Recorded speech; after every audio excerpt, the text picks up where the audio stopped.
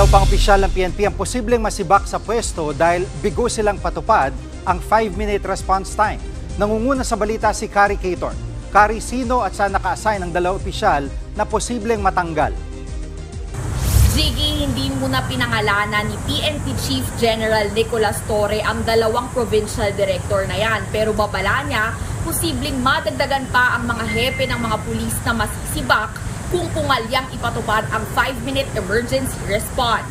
Sinabi niya yan sa pagbisita niya kanina sa Ramon Magsaysay High School para sa ikalawang araw ng pagbabalik eskwela. Ayon sa PNP Chief, may dalawang probinsya kung saan idineklarang bakante na ang posisyon. Kung may mag-apply at mapili raw sila, papalitan na nila ang mga nakaupo. Narito ang pahayag ni Torre.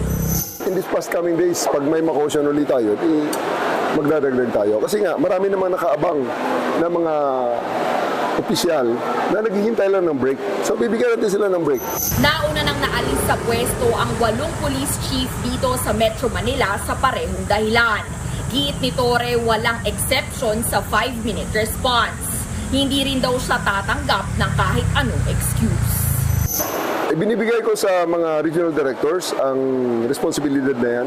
Pag makita naman natin na talagang hindi applicable, then so be it, hindi applicable. Pero I don't want any excuses kasi dito sa Metro Manila, sinasabi nila hindi applicable. Tinesting ko applicable pala. Applicable naman. Kaya. Sa pag-iikot naman niya sa Ramon Magsaysay High School, ikinatuwa raw niya ang sitwasyon lalo't well-coordinated ang paaralan sa barangay at mga pulis. Bukas din daw ang kanilang police assistance desk para umalalay sa mga estudyante at iba pa. Isa pang ikinatuwa ni Torre ang pag-orient sa mga estudyante sa paggamit ng emergency hotline 911.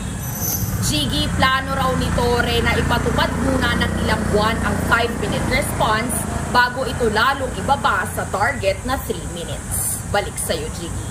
Yan ang ulat ni Kari Cator mula sa Camp Crame sa Quezon City.